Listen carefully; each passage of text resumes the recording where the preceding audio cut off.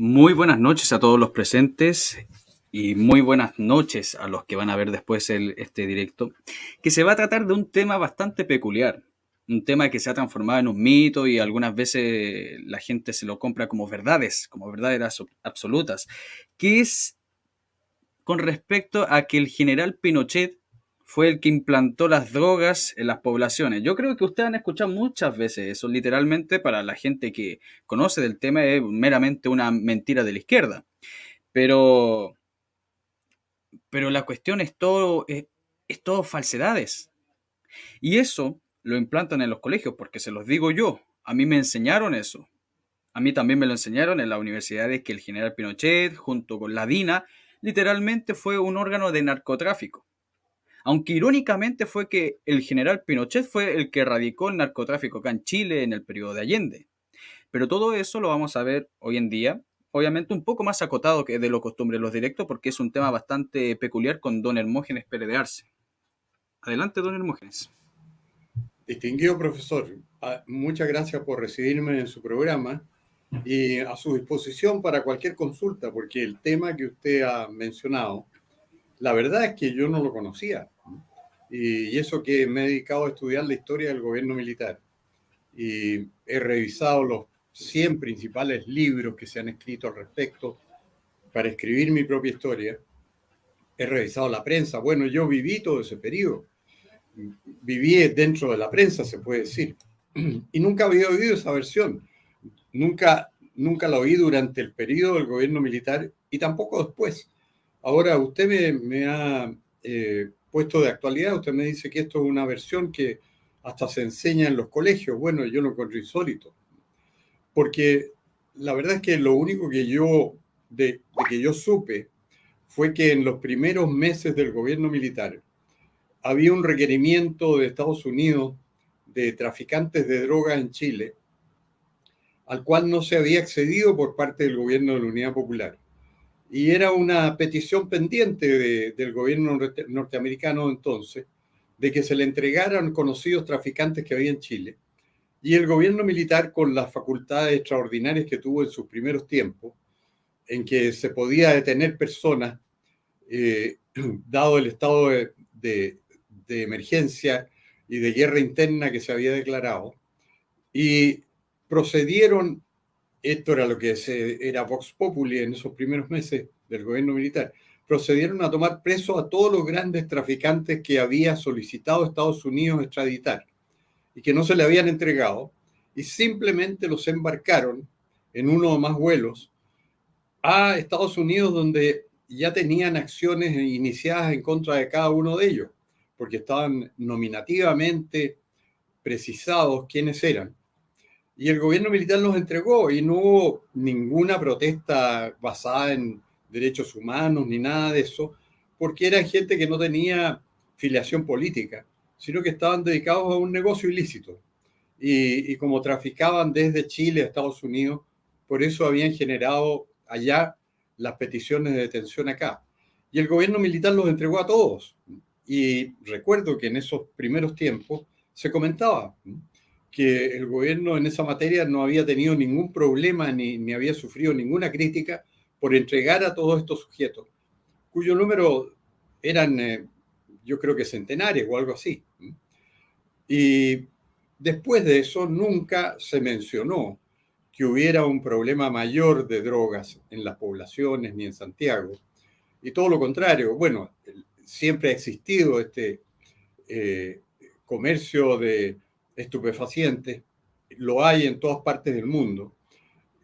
Hay teóricos que sostienen que debería legalizarse, porque tal como en el tiempo de la prohibición del alcohol en Estados Unidos, se forjaron verdaderas mafias para proveer de alcohol a los que querían consumirlo, se dice que si se legalizara el negocio de la droga, desaparecería todo este sustrato ilícito que hay y las personas que quisieran consumir drogas lo podrían hacer libremente y desaparecerían todas las mafias que operan y los delincuentes que operan, porque pasaría a ser parte del comercio habitual de cosas que consumen las personas.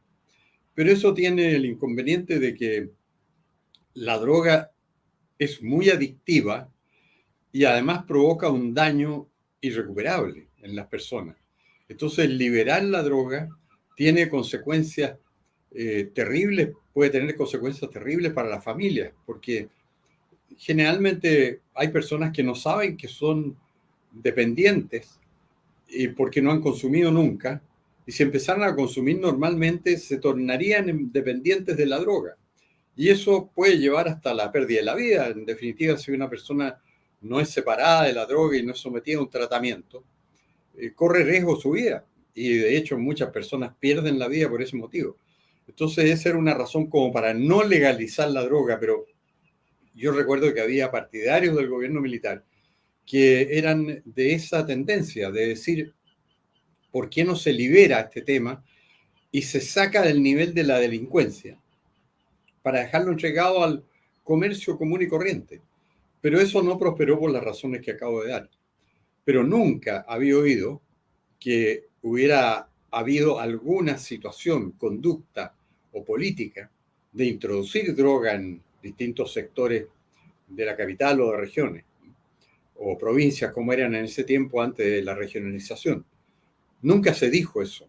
Así que si se ha empezado a divulgar después, incluso a enseñar en los colegios, es por una política de propaganda simplemente, porque eso no estuvo nunca dentro de ningún programa del gobierno, ni había partes del gobierno militar dedicadas a eso, salvo obviamente la policía de investigaciones y carabineros dedicada a combatir el tráfico de drogas, que eso es una ocupación habitual de todas las policías en todo el mundo.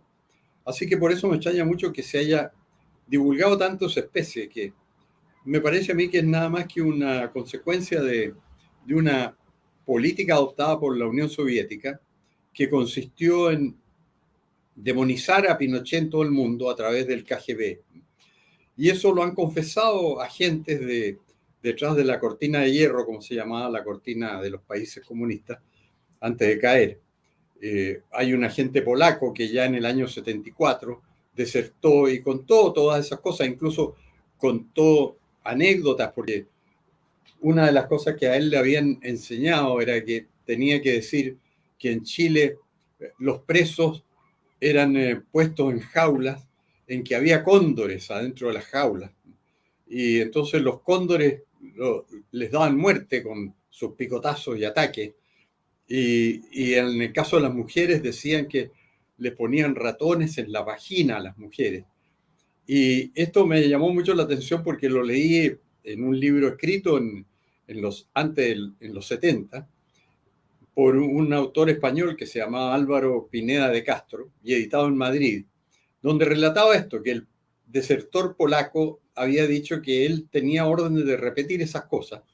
Y le preguntaban, bueno, ¿y usted sabía si eso era verdad o no? No, si a nosotros no nos importaba si era verdad o no, teníamos que decirlo.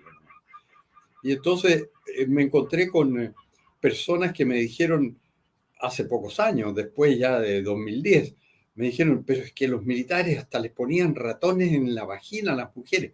Y eso el cuento venía de una publicación española de los 70 en que un polaco les había dicho que ellos tenían orden de repetir eso. Para Y que no se vean, olvide de los perros. Y no se olvide de los perros, porque también está ese mito que ocupaban perros para, usted sabe qué hacer con las mujeres. sí. Bueno, Ese eso otro mito. era otro cuento, pero Claro. el caso de los ratones en la vagina me lo dijo a mí una vez el abogado comunista Eduardo Contreras, en un foro en la televisión. Y me sorprendió mucho porque yo le dije, pero ¿cómo puede decir eso? Si eso es una patraña antigua que la confesaron los propios comunistas desertores en los primeros años 70. Y está en el libro de Álvaro Pineda de Castro, ahí se puede encontrar. El libro de Álvaro Pineda de Castro se llama Pinochet, verdad o ficción. Es un libro antiguo, así que ya debe estar bastante agotado.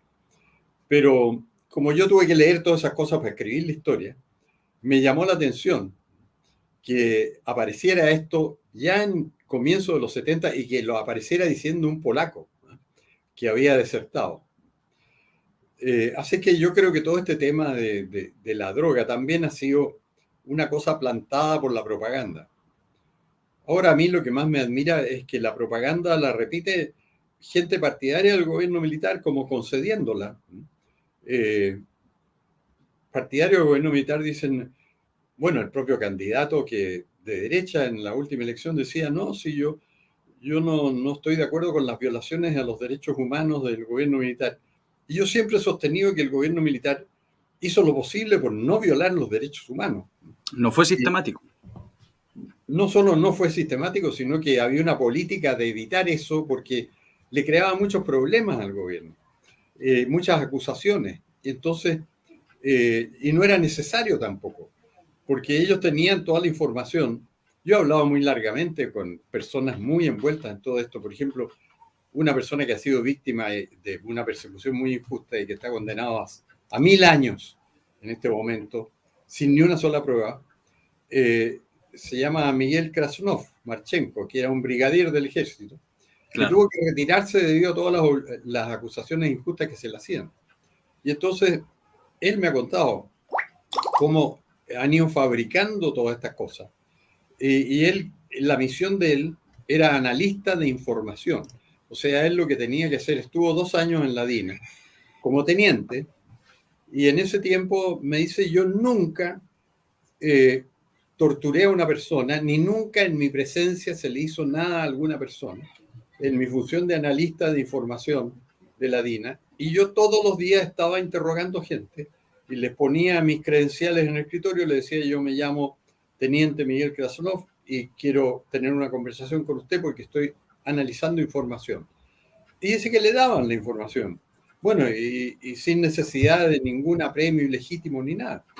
Y en función de eso, él, el año 1974, supo dónde estaba oculto el cabecilla, el principal amenaza que había en Chile contra la estabilidad del gobierno, que era el Miguel MIR. Enrique. Enrique. Le dijeron la dirección, y él en la tarde de ese día fue con una secretaria y un carabinero en una camioneta a la dirección, y dice, si hubiera habido un trato normal y me hubieran dicho, no, en esta casa no pasa nada, no se preocupe, yo me habría ido. Pero dice que se sintió que se amartillaba un arma, y entonces el carabinero que lo acompañaba lo hizo tirarse al suelo y le dispararon una ráfaga. Y ahí supieron que habían apuntado con la casa de Miguel Enrique. Y ahí hubo todo un operativo en el cual murió Miguel Enrique y quedaría la conviviente de él, que se llamaba Carmen Castillo Echeverría, que era hija del que había sido rector de la Universidad Católica, eh, Castillo Velasco. No me acuerdo cuál de los Castillo Velasco, no era Jaime, que era el de los temas de los derechos humanos, sino que el rector de la Universidad Católica. Y él le dice, Miguel Krasnov, que encontró a esta niña herida, que tenía un arma junto a ella, la tomó en brazos y la llamó a una ambulancia y la mandó al hospital militar. Y dice, técnicamente es la única persona en toda mi carrera en militar que yo detuve. O sea, la llevé en brazos a entregarla a una ambulancia. Pero nunca he detenido a nadie. Y sin embargo, está condenado a cerca de 1000 años por mantener secuestrada a personas en centenares de procesos, en que él dice, la mayoría no sé ni quiénes son, nunca los vi, nunca los conocí. En la primera oportunidad en que cayó preso, él le declaró al diario El Mercurio, se publicó en la crónica, dijo, me han detenido porque dicen que tengo yo secuestrado a un señor que se llama Miguel Ángel Sandoval. Y yo nunca he conocido a esa persona, nunca lo he visto, nunca lo he interrogado, no sé quién es, pero estoy detenido por eso. Fue la primera vez que empezó a cumplir una condena, primero como procesado, detenido preventivamente y después condenado por el caso de Miguel Ángel Sandoval, al cual nunca vio, nunca supo de qué se trataba. Bueno, después cuando leyó el proceso, ahí veía que le hacían acusaciones, pero él no había tenido ninguna participación. Le Entonces, inventaron un montón de cosas. por supuesto. Mire, un momento, don Hermógenes. Para los que estén interesados sobre el tema específico de Krasnov, don Hermógenes y yo hicimos dos programas un tiempo atrás, por si acaso. Pero hay algo interesante que me gustaría mencionarle, don Hermógenes, que uno de los mitos respecto a esta cuestión de que Pinochet implantó las drogas en las poblaciones, que es más falso que la cuestión de los ratones y de los cóndores, es que está involucrada la DINA. ¿Y aquí está involucrada la DINA? Porque Manuel Contreras, que algunos lo respetan mucho, yo no tanto, producto de que muchas veces ha vendido gente, siendo que hay gente que no tiene nada que ver, el mismo Manuel Contreras fue el que dijo que había una vinculación entre las drogas y Pinochet. Fue el mismo Manuel Contreras, ¿ya? Y eso partió desde en el 88, 89, cuando lo estaban, no, 89 parece que fue, cuando lo estaban acusando por el asesinato de Letelier. Entonces ahí empezó a decir que había una vinculación con respecto que el general Pinochet junto con la DINA exportaba drogas al extranjero. Pero lo interesante es que, aparte de esto, hay otros artículos anteriores que son de periodistas de izquierda, ¿ya? Como este irlandés, ¿cómo se llama? Tiene un apellido, lo tengo anotado acá, que se llama Hugh O'Shaughnessy, algo así el apellido. Estos irlandeses tienen un apellido terrible complicado de mencionar, pero Shaughnessy, algo así se llama. Y me gustaría mencionarle algo antes, que era un buen amigo de Allende. Un buen amigo de Allende. Él mismo se dice que era amigo de Allende y es el primero que empieza a sacar esta supuesta información de que había una vinculación entre el narcotráfico con el gobierno militar. Incluso saca una que supuestamente se exportó a Europa más de 12 toneladas de droga, pero la fuente parece que no hay fuente, no hay fuente. Y los diarios que están más involucrados con sacar a luz, a la supuesta luz sobre este vínculo con el narcotráfico son puros diarios de izquierda, incluso el Ciudadano o el Gamba. Entonces, ese es un primer punto interesante. Y el segundo punto interesante, aparte de esta supuesta investigación de este periodista de izquierda que trabajaba para diarios de izquierda o de centro izquierda de Inglaterra, de Irlanda, etcétera, son después cómo Manuel Contreras empieza a seguir hablando de que, o sea, literalmente fue Manuel Contreras el que supuestamente dijo que Pinochet fue el que mandó la pasta base a las poblaciones. Y quien después empezó a repetir eso fue otro periodista que es de izquierda, para qué decirlo que es de centro izquierda, que fue Gary Webb, que murió en el 2004, 2003, por ahí, por en esos tiempos. Entonces, mucho de la información que existe hoy en día sobre el supuesto vínculo con el narcotráfico, que es bastante absurdo, ¿ya? Fueron por periodistas de izquierda y uno, un buen amigo de Allende. El que partió todo esto fue un buen amigo de Allende. Antes del 88, antes de todo cosas, toda esta propaganda que empezó a repetir este periodista de izquierda y después empezó el mismo Manuel Contreras. Por eso yo le digo que no sé si por qué lo habrá dicho, porque hasta el día de hoy no existe fuente alguna. Existen muy pocas vinculaciones. La única vinculación que uno puede decir es el vínculo que tenía un pariente del general Pinochet con este narco. Este sí era un narco judío norteamericano, que era Baramdika. Ya, pero es que es absurdo decir que Baramdika, porque conocía a un pariente del general Pinochet, entonces el general Pinochet era un narcotraficante. Es bastante absurdo. Y otro argumento que tiene esta gente es la supuesta plata no declarada que tenía el general Pinochet en su cuenta. Usted una vez lo mencionó que era ¿cuánto? Un millón, no, menos, $1 millón, algo así, no sé cuánto era. Algo así era. Supuestamente esa era la plata no declarada obtenida por las drogas, pero sería bastante absurdo porque sería el peor narcotraficante del mundo si solamente tuviese ese poco de dinero conseguido por las drogas. Sería el Pero más pobre de todos. claro, sería el más pobre de todos, pero estamos hablando que supuestamente, estamos hablando en el supuesto caso, exportó más de 12 toneladas de droga. Entonces, o sea, fue el peor narcotraficante que vemos en la historia de Chile. Bueno, la verdad es que en el general Contreras, en un periodo en que estaba en duda si iba a ser condenado o no. Yo creo que él juzgó que podía amenazar al que era comandante en jefe del ejército, que era el general Pinochet, y yo mismo lo oí en unas declaraciones muy insólitas, en que él dijo que la familia Pinochet estaba envuelta en una exportación o importación de drogas adentro de motores de vehículos, ¿no? Que era una versión muy estrambótica y muy inverosímil. Y a mí me llamó mucho la atención que él lo dijera. Y yo lo interpreté como que él estaba creando una amenaza por si lo podían defender mejor. En definitiva, pues nunca más repitió esas acusaciones. Y hace no mucho, hace unos meses, el canal La Red dio una entrevista de varias horas del general Contreras a un periodista brasileño, que es muy buena la entrevista, muy entretenida, donde él no repite esas acusaciones y yo creo que dice muchas verdades.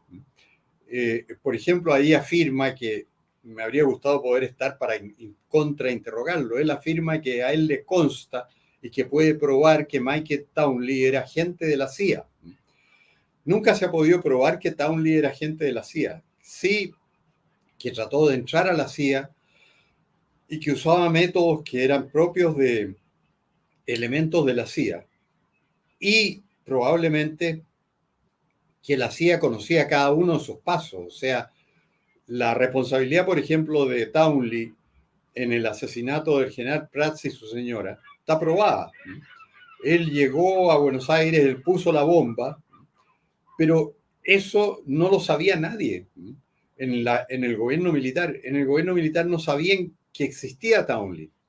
Y por eso, cuando se produjo el caso Letelier años después, y los norteamericanos mencionaron a Townley, entonces hubo una reunión, eso está, yo tengo los recortes de la información en el Mercurio, una reunión en la Junta de Gobierno con el general Pinochet y con los generales Contreras y Odlanier Mena, que era el director de la CNI que había sucedido a la DINA, donde le preguntaron a Contreras, miren, los norteamericanos, el FBI dice que Townley es el responsable de la bomba en el caso Letelier. ¿Ustedes qué saben de Townley? Y Contreras dijo, no lo conozco, no sé nada de él. Pero ¿estuvo alguna vez en la DINA? Le preguntó Pinochet. No, nunca estuvo en la DINA. Puede haber sido un informante, pero nosotros no lo conocíamos.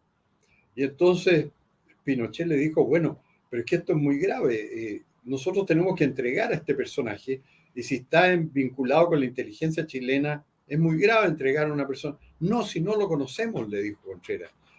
Lo podemos entregar perfectamente, le dijo Pinochet. Sí, entréguelo nomás.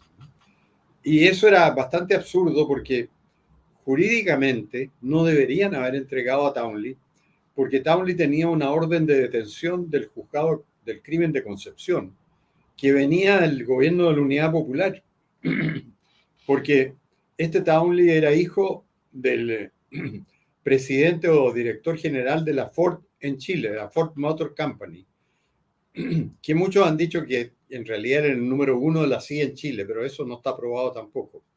Y este señor Townley tenía este hijo muy partidario del gobierno militar, como eran en general los norteamericanos en ese tiempo, y Townley en Chile desarrolló muchos vínculos con gente de derecha y, y él quería cooperar con el gobierno militar. Y tanto fue así que durante el OP, yo conocí a Townley durante el OP. ¿Por qué? Porque yo tenía un programa en la radio de agricultura y la Unidad Popular hubo un tiempo en que silenció las radios. Y entonces a mí me llamó por teléfono una niña que se llamaba Mariana Calleja y me dijo que si yo le haría un libreto de mis programas que quedaban suspendidos y ellos lo iban a transmitir desde algún lugar de Santiago, en una camioneta o algo así, porque tenían los medios para hacerlo. Y a mí me pareció muy bien la idea y le dije, bueno, ¿dónde le entrego mi comentario? Y quedamos de acuerdo en juntarnos en una bomba de benzina que quedaba en Bilbao con Américo Vespucio. Y yo llegué ahí y estaba ella, se presentó. Yo le dije, aquí está mi comentario. Mire, me dijo, ¿podría venir a conversar con un amigo mío que está cerca de aquí? Claro, le dije yo. Y fuimos caminando como a una cuadra de ahí de la bomba, en una calle chica, y ahí me presentó a Townley, que era un gringo como de 2 metros, 1,90 m, rubio, y que hablaba mal castellano. Y me dijo que él podía hacer muchas cosas, me dijo, aparte de transmitir mi programa, que él podía teñir todo el agua de Santiago de un color rojo, me dijo. Podría cortar la luz, todas esas cosas. ¿Qué me parecía a mí? Y yo le dije que no era partidario de esas medidas, porque yo encontraba yo que eso era como ya terrorismo, ¿eh? Pero inmediatamente cuando uno está hablando con un norteamericano y que tiene todos esos instrumentos como para hacer todas esas cosas, uno piensa, este es de la CIA, ¿eh? Obviamente. Y yo pensé, este es de la CIA, indudablemente, está metido en esto. No conversé más con él, pero le entregué mi libreto y efectivamente en la noche puse la radio donde ellos decían que iban a transmitir y salió mi comentario leído por la Mariana Calleja. Y bueno, yo me quedé con la impresión de que este personaje que yo había conocido y que no le sabía el nombre, no sabía nada, era un norteamericano de la CIA que estaba conspirando contra el gobierno de Salvador Allende. Y después pasaron los años y se destapa el caso Letelier. No, a todo esto yo con Townley me encontraba en la Radio de Agricultura cuando yo iba a grabar mis programas entre el 71 y el 73. Cuando era Iba de derecha. bajo la Unidad Popular yo tenía un programa de radio que se llamaba Comentarios Políticos Económicos en la Agricultura y que se transmitía todos los días. No, por eso digo, es que la radio agricultura cuando era de derecha de verdad. Claro. Y entonces yo iba a grabar a mediodía siempre. Y me encontraba en el ascensor con este mismo gringo con que había conversado en la calle aledaña ahí a la bomba, en Bilbao. Y él llevaba papeles de Patria y Libertad. Y oficiaba como una persona de las mismas ideas, norteamericano, en fin. Pero yo siempre tenía la idea de que este tenía algo que ver con la CIA. Y ahí conversábamos en el ascensor y nos despedíamos hasta que se produjo esta situación de la FBI que lo pidió a él que fuera entregado. Y yo en ese tiempo era director del diario La Segunda. Y llegó Townley a mi oficina en La Segunda y me dijo, mira, Hermógenes, esto es gravísimo, me dijo.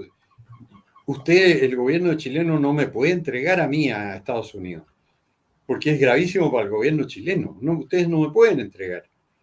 Y yo le dije, bueno, pero ¿qué puedo hacer yo si eso es una decisión del gobierno? Entonces me dijo, mira, yo tengo organizado un foro en el canal de la Universidad de Chile para explicar por qué no me deben entregar a mí. Y él había organizado con otras personas un foro, pero al final no resultó. Y finalmente, como el gobierno no quería malquistarse con Estados Unidos, y Estados Unidos exigía la entrega de Townley, lo entregaron en la tranquilidad que les daba Contreras de que no había tenido nunca nada que ver con ello. Y la verdad era que habría bastado activar el proceso de Concepción y que el juez de Concepción ordenara la detención de Townley y lo tomaran preso y lo pusieran allá, para no haberlo entregado, ¿no? Porque ¿de qué se originaba la orden de detención de Concepción? De que durante la Unidad Popular el Canal 13 había intentado extender sus transmisiones a todo el país, porque el Canal 13 era de oposición y el canal de Televisión Nacional y el de la de Chile eran de gobierno, el gobierno de la Unidad Popular. Y entonces el Canal 13 quería extenderse a más lugares del país. Y entonces en Concepción instalaron unos equipos y empezaron a transmitir en Concepción. Y la gente de la Unidad Popular ideó un sistema de interferencia para impedir que el Canal 13 transmitiera en Concepción. Y entonces el Canal 13, el padre Abul, que era el director del Canal 13, hizo todo un operativo para ver por qué le interferían la señal. Y contrataron a un gringo que sabía mucho de comunicaciones, que era Michael Townley, en ese tiempo un desconocido. Y Townley, experto en comunicaciones, rápidamente les dijo, la interferencia viene de tal dirección, con toda precisión. Y entonces hicieron un operativo una noche y entraron a donde estaba el aparato que interfería las transmisiones de Canal 13, amarraron a un guardia que habían dejado ahí en la noche, lo amordazaron y destruyeron el equipo que interfería. Y el Canal 13 empezó a salir al aire perfectamente. Pero todo esto con un problema, que el individuo que estaba amordazado y amarrado, en la noche se asfixió y se murió. Y entonces esto generó una causa criminal y empezaron a salir órdenes de detención contra los que habían hecho esto, que constituía, en el mejor de los casos, un cuasi delito de homicidio, porque le habían apretado tanto la mordaza que el tipo no había podido respirar y se había muerto durante la noche. Y esa fue la orden de detención que había en Concepción desde el año 72 adelante contra Townley. Y no se había hecho nunca efectiva, nunca lo habían podido encontrar. Y cuando el gobierno norteamericano pidió a Townley, obviamente era la oportunidad de decirle al juez de Concepción, mire señor, mande detener a este señor y nosotros se lo entregamos. Y habría tenido que estar preso en Concepción. Y Estados Unidos habría tenido que meterse en un procedimiento de extradición mucho más complicado. Pero la Junta no sabía nada de esto. Y como le dijeron, mire, no tiene nada que ver con el gobierno, no tiene nada que ver con la DINA, lo entregaron. Y Townley naturalmente contó todo lo que sabía y él había trabajado con la DINA. Pero el general Contreras sigue sosteniendo, hasta que murió, siguió sosteniendo que era agente de la DINA, de la CIA. Y el general Contreras era muy amigo del subdirector de la CIA, que operaba mucho acá en América Latina y en Chile, que se llamaba Vernon Walters, que era un general norteamericano muy amigo de chilenos y incluso era amigo del general Pinochet desde los tiempos en que el general Pinochet había estado en Ecuador y se consideraban amigos todos. Y este Vernon Walters, obviamente, debe haber sabido quién era Townley y todo lo que hacía. Entonces, yo creo que ahí los norteamericanos se puede decir que sacaron las castañas con la mano del gato, porque se arreglaron para echarle la culpa a la DINA de todas las cosas que ellos sabían que estaban pasando. Incluso en el atentado contra el general Prats, yo creo que los norteamericanos sabían perfectamente de qué se trataba, porque el general Prats era en ese momento un agente del KGB, y eso lo reveló un agente del KGB que desertó, que se llamaba Dmitry Mitrokhin. Dmitry Mitrokhin escribió un libro donde dice que el general Prats estaba contratado por ellos para luchar contra el gobierno militar chileno. Y le pagaban una cantidad no muy alta, eran $10,000, le pagaban por eso. Y que se suponía que iba a organizar la resistencia. Entonces, a los norteamericanos y obviamente a los chilenos les debe haber interesado impedir que el general Prats hiciera esto. Entonces, yo creo que como ahí estuvo envuelto Townley, y los norteamericanos deben haber sabido todo lo que hacía Townley, y además por la amistad de Vernon Walters con Contreras, deben haber compartido mucha información. Yo creo que los norteamericanos sabían perfectamente lo que le podía pasar al general Prats, si es que había un atentado contra él. Los que no lo sabían eran los miembros de la Junta chilena, porque si hubieran sabido todo eso no lo habrían entregado jamás, se lo habrían entregado al juez de Concepción. Pero como les aseguraron que no existía ningún vínculo y ellos no lo conocían, ni habían oído hablar nunca de él, lo entregaron. Esos son todos los vericuetos de la historia, que es mucho más complicada de lo que se dice habitualmente y lo que dicen todas las consignas.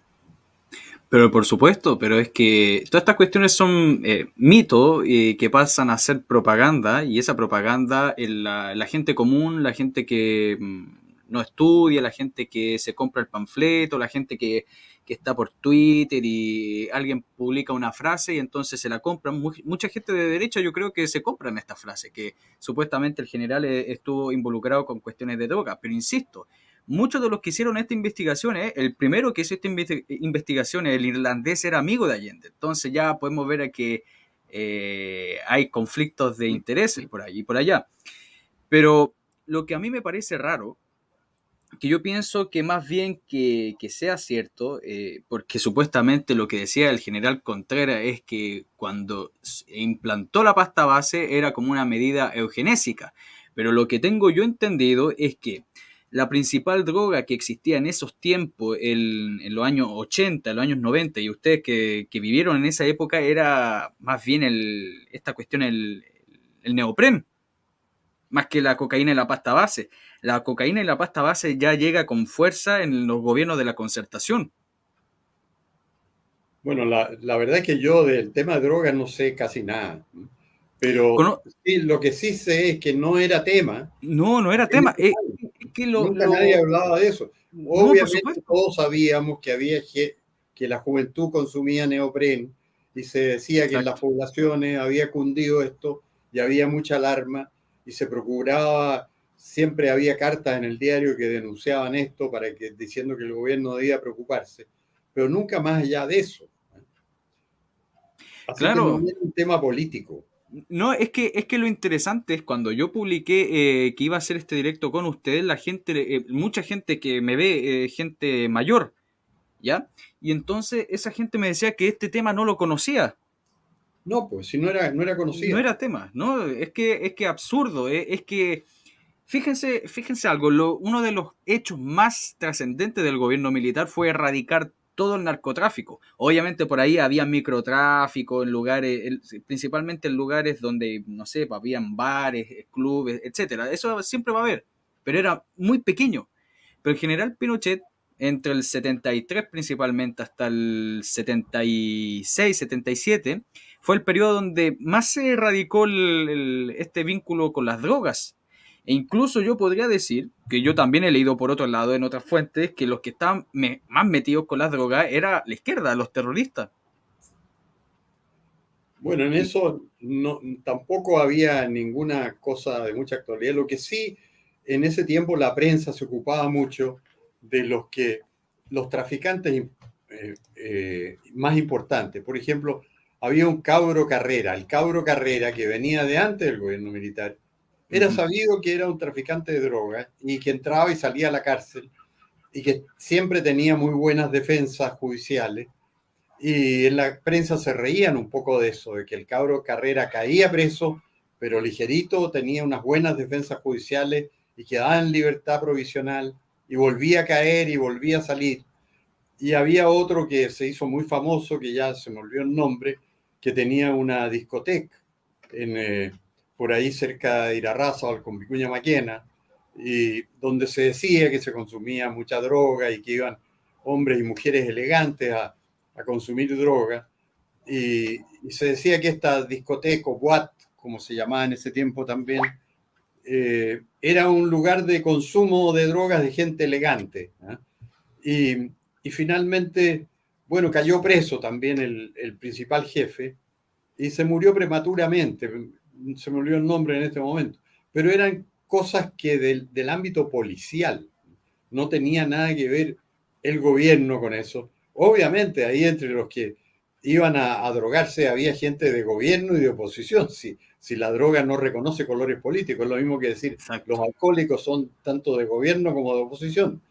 Y los que iban a esas fiestas, eh, había una bailarina y cantante muy famosa que se llamaba la Maripepa Nieto, que se decía que pololeaba con el dueño de esta guata o de esta discoteca, ¿no? Y que al mismo tiempo pololeaba con oficiales de ejército y con personalidades distinguidas. Y ella era muy famosa y salía en la televisión bailando y tenía muy buen cuerpo, en fin. Y también la relacionaban con el dueño de todo esto, que era el principal personaje sospechoso de tener algo que ver con, con la droga. Pero era un tema al margen de la política, era un tema policial y muy de actualidad, naturalmente. Así es, así es. No, y incluso han llegado con esta cuestión porque no, insisto, esta cuestión es solamente un mito. Es como una teoría de conspiración, pero los que tienen la izquierda. ¿Ya? No hay nada concreto, porque incluso si usted, estuve viendo el otro día, solamente por curiosidad, ¿qué decía Wikipedia? Incluso ni siquiera Wikipedia lo afirma, pues dice posibles modus operandi, o sea, posibles, ni siquiera está comprobado. Es falso. Incluso dicen que los cargamentos, donde se fabricaba todo esto, se hacía en el FAMAE. Bueno, Pero es eso es raro. imposible. Eso es Claro, imposible, claro. porque, FAMA es una fábrica de armamento, ¿no? Ujú. Y era imposible que tuviera un departamento de droga. Eso habría sido un escándalo mayúsculo si se hubiera llegado a saber. Si lo hubiera llegado a saber algún miembro de la Junta, por supuesto, habría sido como una explosión político-social, porque podría haber eh, provocado una crisis de gobierno, una cosa así, ¿no? Si se hubiera sabido algo de eso. Y evidentemente no era así, ¿no? Yo estuve en FAMA en una oportunidad en que quise conseguir un permiso porque yo tenía una carabina que la había heredado de mi suegro y quería legalizarla y me pidieron llevarla a FAMAE con munición para hacerle unas pruebas. Recorrí todas las instalaciones, me mostraron todo lo que hacían. Prácticamente recorrí todo FAMAE. Eh, no creo que era imposible que hubiera habido ahí un departamento de droga. Esta era una fábrica de materiales de guerra Exacto. del ejército y tenía instalaciones para eso. Tenía unos túneles muy especiales donde probaban las armas y las disparaban y, y informaban. En el caso de mi carabina la rechazaron y quedó como arma de colección porque ya no era apta para disparar. Me dijeron, no tenía las condiciones mínimas para autorizarla como arma. Así que quedó como, y todavía la tengo colgada en una pared aquí cerca, pero no se puede disparar con ella porque no está en condición. Claro, y acá es con lo que dice don Claudio Rivas, que el boom de la droga llegó en el periodo de la Concertación y especialmente ya se establece no puedo decir carteles porque acá en Chile todavía, gracias a Dios, todavía no estamos en ese nivel, pero ya se instaura el narcotráfico sobre todo en el periodo de Lagos para adelante y en el periodo del Bachelet, mejor ni decirlo, pero ahí se instaura. Antes no había nada, o sea, cuando digo nada me refiero no estaba a los niveles que vemos hoy en día. Incluso por eso insisto a la gente que recién está llegando y está viendo esto, es un mito urbano inventado por la izquierda. Como lo que mencionó delante don Hermógenes sobre que torturaban con cóndores o que ocupaban perros para ustedes saben qué con las mujeres, o ocupaban ratones para meterlo en sus partes privadas, etcétera. Todos son mitos urbanos, son mitos que se inventan, etcétera. Es lo mismo que pasaba porque lo he explicado muchas veces don Hermógenes con respecto a que los alemanes hacían jabones con los belgas. De ahí apareció la cuestión de los jabones con los belgas y después que lo hacían con los judíos, e incluso una misma historiadora judía desmintió eso. Es pura propaganda. Como lo hacían la izquierda siempre hace propaganda y sin fuente alguna. ¿Ya? Entonces, es eso, era un tema sumamente acotado, es un tema que alguien me pidió hacerlo y era un tema bastante interesante para dejar claro que esto no tiene ningún fundamento. Y el único fundamento que tiene y que pueden ocuparlo de la izquierda es que supuestamente Manuel Contreras empezó a decir que había vínculos, pero lo raro es que justamente decía que había vínculos cuando estaba acusado porque intentaba desligarse un poco con el supuesto atentado contra Letelier. Fue Bueno, justamente pero en esa época. además él decía eso ya después de 1990, nunca lo dijo antes. Sí, fue después del 90. Sí, fue después del 90. Sí. Y, y después Y después empezaba no lo volvió a repetir, además. Lo dijo en una No, oportunidad, pero no lo volvió a repetir. no. Y generalmente, y la gran mayoría de los diarios y de los investigadores que sacan a la luz, entre comillas, todas estas cosas, que no hay nada a la luz, son de izquierda radicales, como el investigador que partió con todo esto, el irlandés, era amigo de Allende. Y que también supuestamente todo el tráfico de drogas se hacía en la FAMAE, y eso es imposible.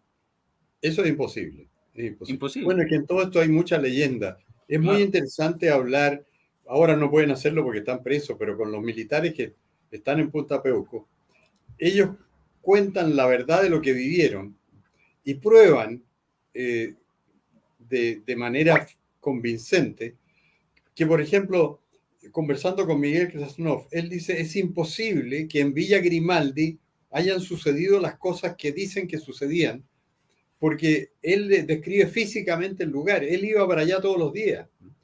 Y dice, por ejemplo, hablan de un torreón de los tormentos. Ese torreón nunca se ocupó y estaba siempre lleno de materiales y estructuras que hacían imposible que se hiciera nada en el torreón de los tormentos, y no se hacía nada. Era como un silo que había en el medio de la Villa Grimaldi. Él dice además que ahí se oían lamentos y todo. Dice, eso era imposible. Si había un paradero de buses en la puerta de Villa Grimaldi, que estaba siempre lleno de gente esperando locomoción, y se oía lo que pasaba adentro, detrás de las paredes hacia Villa Grimaldi, y en el paradero, todo el mundo habría oído los lamentos y los gritos. O sea, no solo la gente que estaba presa, sino que la gente que iba a tomar locomoción, porque se oía perfectamente.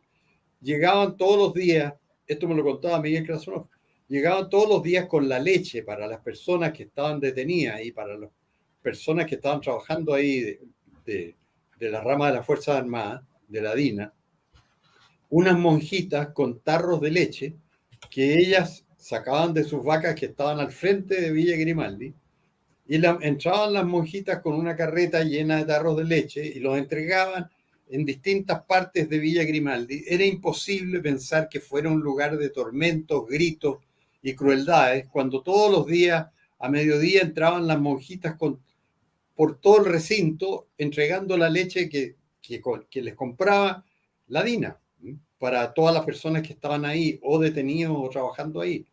Entonces es muy, muy interesante oír la versión de los que estaban ahí, y que le dicen a uno si eso no puede ser verdad, porque todos lo habríamos oído.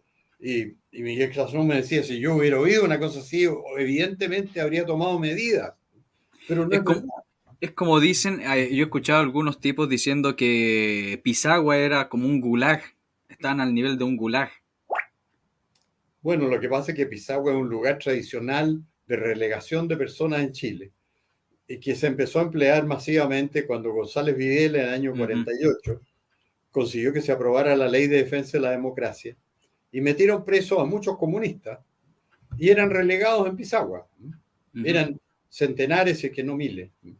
Entonces, Pisagua era como un lugar tradicional para enviar a personas presas por leyes de carácter político, como era la Ley de Defensa de la Democracia. Y por eso hasta los caricaturistas hacían chistes. Yo me acuerdo de haber leído chistes que los encontraba muy divertidos, que en la comuna de Pisagua unas autoridades hacían una fiesta, y entonces el alcalde o la persona a cargo de la comuna leía un discurso y decía, señor alcalde, señores regidores, señores relegados, como si fueran parte ya oficial de la comunidad, porque Pisagua ha sido toda la vida un lugar de relegación en Chile, Sí, por razones de prisiones que podríamos llamar políticas, que son por atentar contra la seguridad del Estado. Y eso exacto. venía desde el gobierno de los años 40. Mire, don Hermógenes, lo que dice acá Lobo Patriota y Libertario, mire. En el libro Los documentos secretos de Salvador Allende de Víctor Farías, que es un muy buen historiador, el que escribió Los nazis en Chile, hay documentos que comprometen a Salvador Allende que trajo las drogas a Chile con Óscar Esquela. Sí, eso es efectivo. Hay acusaciones documentadas de Víctor Farías en el sentido de este señor Óscar Esquella, que tenía vínculos de negocios con Claro, Salvador Allende. Pero no recuerdo los detalles con precisión. Si bien tengo los libros, lo voy a revisar. claro. Ahí usted se fijan que ahí uno tiene datos y fuentes y otros son cuestiones al voleo, como lo que repiten los zurdos, que Pinochet trajo la pasta base y ¿dónde está la fuente de eso? ¿Dónde están las fuentes? Capaz que digan que ahora la FAMAE era el área 51 chilena. No, se pueden decir cualquier cosa. Lo peor es que las afirmaciones las repiten la gente de nuestro lado como si fueran verdad. Exacto. Y se transforman en Porque verdades. sí, repitiendo las mentiras se transforman en verdades. Y toda la historia, cuando uno la examina y la estudia, es distinta. Por ejemplo, hay un caso que es casi novelesco, como para escribir una novela, que siempre se habla de que una víctima de un crimen político fue detenido, desaparecido, fue David Silverman, que era el gerente general o presidente de Codelco de la mina de cobre de Chuquicamata en el gobierno de la Unidad Popular. Y la verdadera historia de David Silverman es una novela, porque a él lo que le sucedió fue que él fue apresado el 11 de septiembre, naturalmente, como cabeza de Chuquicamata, y fue apresado porque estaba intentando hacer algo, cometer un atentado o algo así. Y estaba preso en Calama, que era donde detenían a los de Chuquicamata. Y él negoció con las autoridades del gobierno militar, porque les dijo que los rusos que habían sido enviados por la Unión Soviética a estudiar la producción de Chuquicamata habían hecho unos descubrimientos de minerales muy valiosos que eran secretos, se los habían comunicado a él, pero no lo sabía nadie más. Y entonces él ofreció que si lo ponían en libertad, él entregaba estos documentos al gobierno militar, a la nueva administración de Chuquicamata. Y entonces, gracias a eso, a él lo sacaron de Calama y lo trajeron a Santiago. Y eso le salvó la vida inicialmente, porque un tiempo después llegó ahí la comitiva del general Arellano, donde iba un comandante Redondo que por su cuenta sacaba gente de la cárcel y los fusilaba. Y en Calama hizo eso, sacó a 26 de la cárcel de Calama y los fusiló, sin saber siquiera el general Arellano, que era su jefe, porque Arellano estaba en una fábrica DuPont que quedaba cerca y donde habían cometido unos atentados. Ni siquiera supo. Entonces, primero se libró de Silverman de ser fusilado por el comandante Redondo. Y estaba preso en Santiago. Y en Santiago hubo un oficial que pidió que se le entregara en la cárcel de Santiago, que se le entregara a él, a Silverman, y este oficial era falso oficial, era un elemento del MIR, y se lo llevaron a Argentina, porque se suponía que el MIR quería liberar a Silverman, porque era de izquierda de la Unidad Popular, y se lo llevaron a Argentina. Y en Argentina hubo una vez en Buenos Aires una explosión parece un artefacto terrorista, y el muerto que quedó en la explosión en el centro de Buenos Aires fue David Silverman, cuando finalmente se identificaron los restos. Y entonces, cuando uno le pregunta a la DINA, al general Contreras, ¿qué pasó con Silverman? Contreras dice, no tuvimos nada que ver con Silverman, porque, y cuenta toda esta historia, y la verdad es que está documentado así, o sea, murió en un atentado en Buenos Aires. Obviamente todos le echan la culpa a la DINA, pero la DINA no tuvo la culpa, porque a la DINA se puede decir, si hubiera tenido algo que ver, se lo quitaron, el MIR se lo quitó a la DINA y lo mandó a Argentina. Ahora, ¿por qué murió en un atentado en el centro de Buenos Aires? Nunca nadie va a saber. Alguien tendría que hacer una investigación de nuevo de todo para llegar a saber quién puso esa bomba donde murió Silverman en el centro de Buenos Aires. Pero fue en el fondo una maniobra, un triunfo de la izquierda, porque ellos se lo arrebataron al gobierno militar que lo tenía preso en Santiago, porque Silverman había hecho el ofrecimiento de entregar los datos de estos minerales valiosos de Chuquicamata a las autoridades chilenas, y ellas tenían interés en que negociar con él, y por eso lo trajeron a Santiago. Pero aquí en Santiago se los capturó el MIR y se lo llevó a Buenos Aires, y allá murió. Entonces, es una verdadera novela, y la verdad es que nadie sabe, y el propio general Contreras en su libro, en que él detalla todos los detenidos desaparecidos que había, uno a uno, no se pronuncia sobre Silverman porque no sabe, porque se lo quitaron al gobierno militar el MIR y se lo llevó a Argentina. ¿Por qué murió allá? Nadie sabe. Es toda una cosa, a veces tiene ribetes novelescos. Hubo otro caso que fue muy famoso, que era un regidor comunista de Concepción.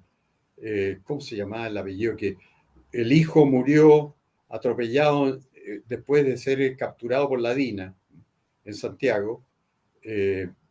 Contreras Maluje. La farmacia Maluje de Concepción era de su familia.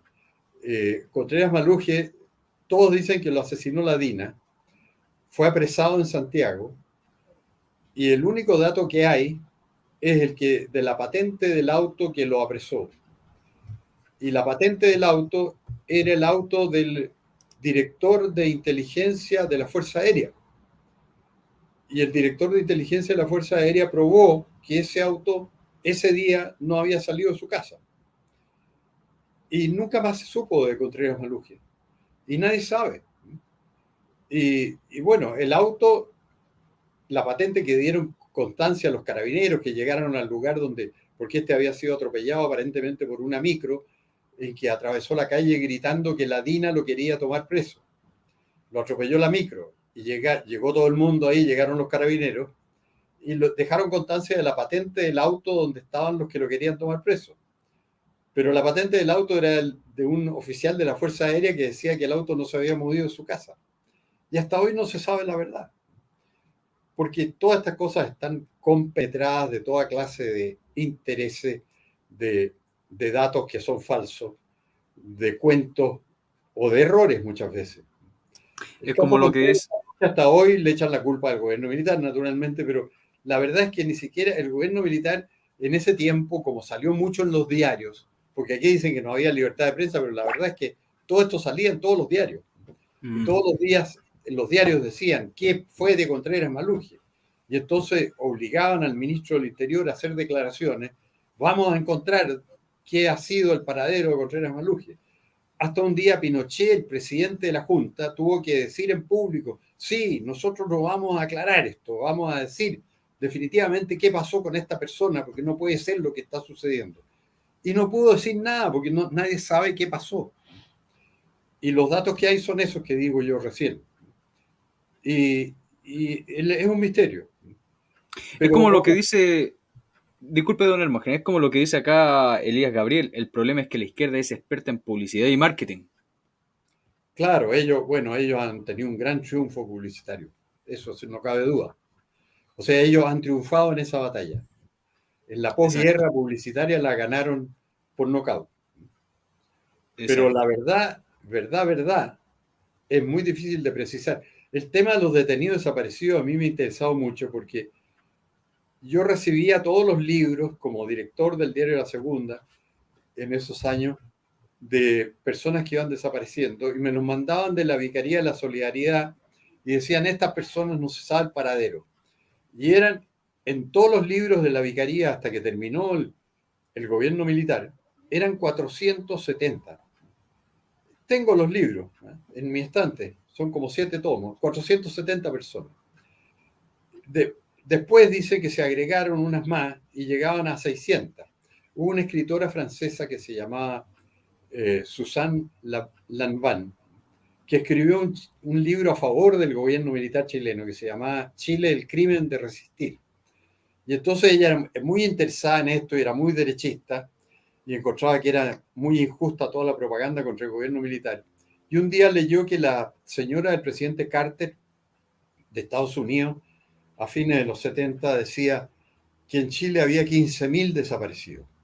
Entonces ella lo tomó entre manos esto y decidió venir a Chile. Y vino para acá y fue a la Vicaría de la Solidaridad y averiguó y le dijeron, miren, no sé, como máximo hay 600. Y ella lo publicó en todas partes. Dijo, no, Rosalind Carter dijo que había 15.000. Yo fui a Chile y les pregunté a todos y resulta que el máximo es 600. Los libros de la Vicaría decían 470, pero yo los tengo, los he contado. Y al final del gobierno militar eso era lo que había, entre 470 y 600. La comisión Rettig llegó a 979. Pero ahí, como se sabía que había premio para los casos desaparecidos y compensaciones económicas, nombraron otra comisión que se llamó Reparación y Reconstrucción para buscar más casos, porque había mucha gente interesada en hacer desaparecer algún pariente para cobrar. A mí me tocó conocer muy de cerca el caso de un obrero de la firma Neut Latour, que yo había trabajado en esa firma como abogado, así que los conocía a todos. Y un ingeniero que se llamaba Eugenio Irarrázaval me contó en esos años, me dijo, nos tienen desesperados porque hicimos un almuerzo de la firma en Cartagena y llevamos a todo el personal a la playa. Y uno que había comido de más y tomado bastante se metió a nadar al agua y se ahogó.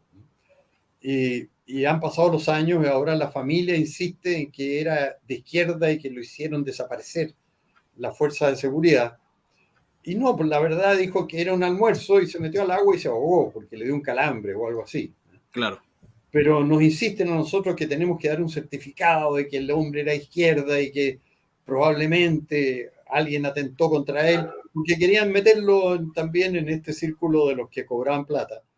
Así que está todo eso contaminado por esos elementos, pero finalmente el general Contreras hizo un libro que es muy bueno porque él tiene como nadie todos los antecedentes, que se refiere a todos estos temas, que se llama Detenido Desaparecido, tomo 1, 2, son libros gruesos, y él llega a la cifra de 600 y tanto y lo explica uno a uno, el destino que tuvo cada persona. O sea, no se puede decir que no se sepa el paradero de alguien en Chile. Todo lo que de verdad había, que eran 600 y tanto, se sabe lo que le pasó.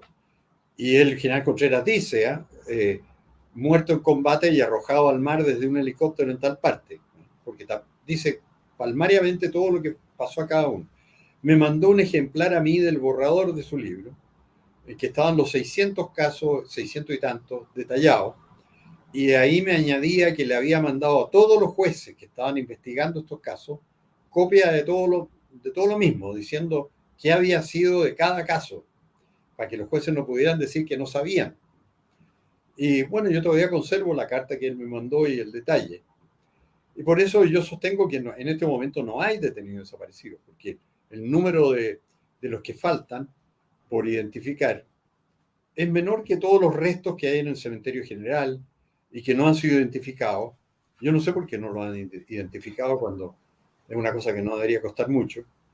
Y hasta me sorprendí mucho cuando vi el año pasado que en la tercera decía que en la sede de la Asociación de Familiares de Detenidos Desaparecidos tenían dos bolsas con huesos de supuestos detenidos desaparecidos y estaban ahí, o sea, no se habían interesado por identificarlos tampoco, porque ahí se puede sacar el ADN y saber quién es. Y Claro. eso es la tercera publicado, que en la propia sede de la Asociación de Familiares tienen restos de supuestamente detenidos desaparecidos. Y Es que se como los un, entregó, dice que se los entregó un conscripto una vez. es como un caso interesante. No lo puedo comprobar, pero es que los nombres calzaban y más o menos la edad también. De un supuesto detenido desaparecido que hoy en día estaba trabajando estaba trabajando para una subsecretaría como burócrata.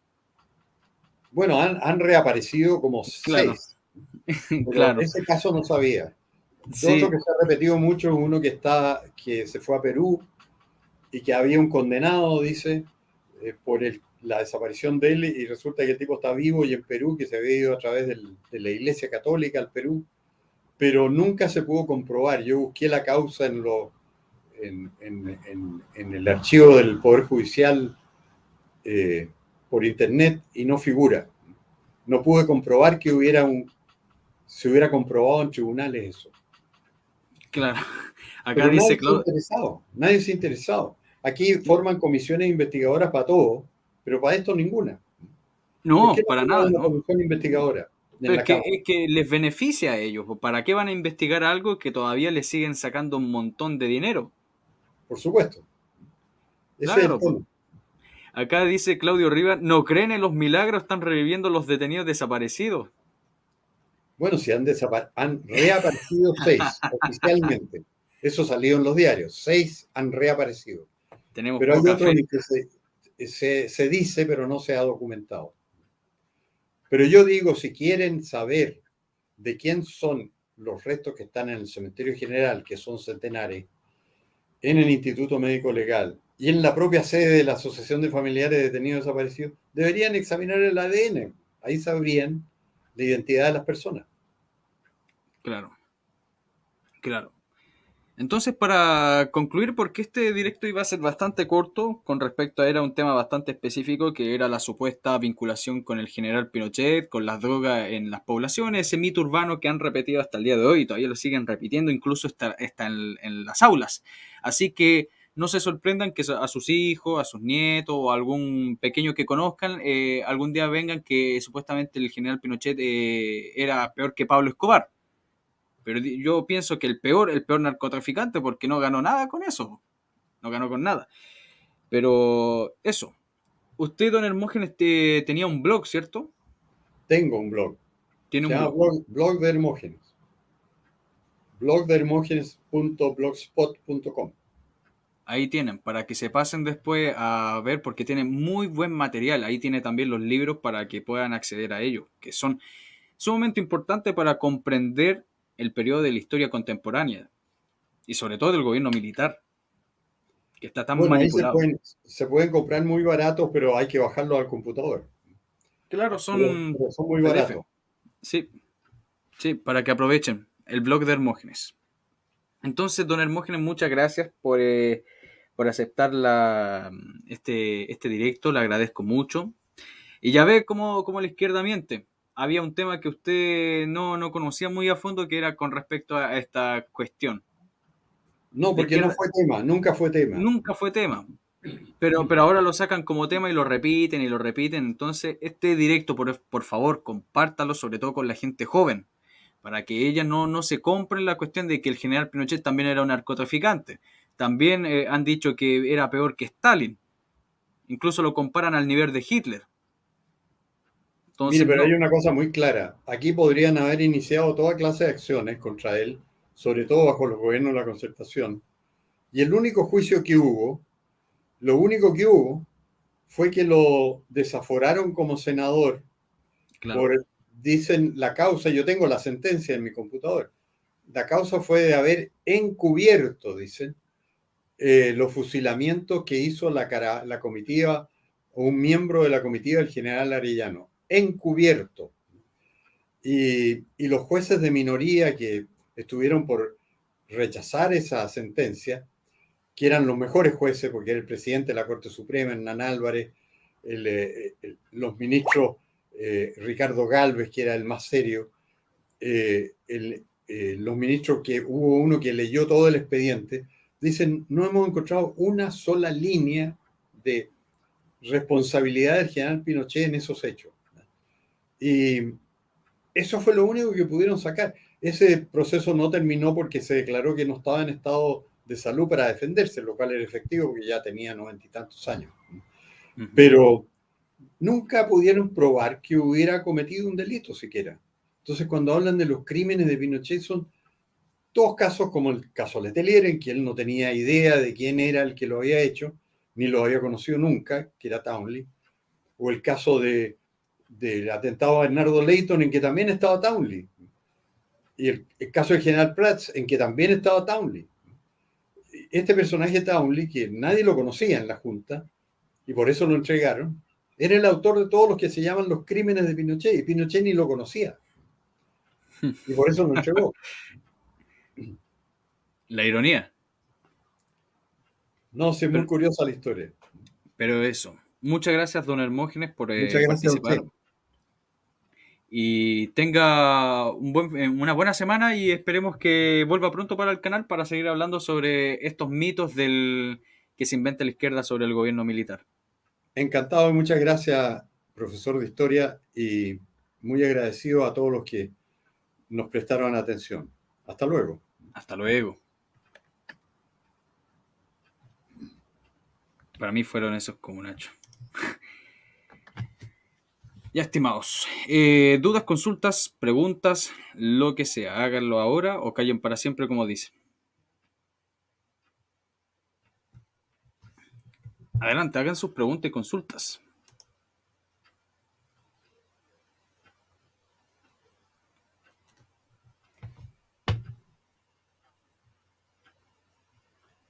Ahí se fue. Parece que se cayó don Hermógenes, pero bueno. Saludos a todos los que están conectados. Muchas gracias por estar presentes. Bueno, como ya escucharon, o bueno, los que no han escuchado, vean de nuevo el directo, pero puedo hacerle un resumen. Es puro mito urbano esta cuestión. puro mito urbano, porque incluso las pruebas demuestran que el gran contingente de drogas duras que llegaron fue en el periodo de la Concertación, no en el periodo del gobierno militar. Insisto, mucho de la información que, entre comillas, información que sale sobre que el general Pinochet está involucrado con droga, está hecha por periodistas de izquierda, incluso el principal de ellos, que es un irlandés, que fue amigo de Allende. Entonces, esa es la cuestión. Hay que tener cuidado con eso. Es exactamente el mito de esto de las drogas del general.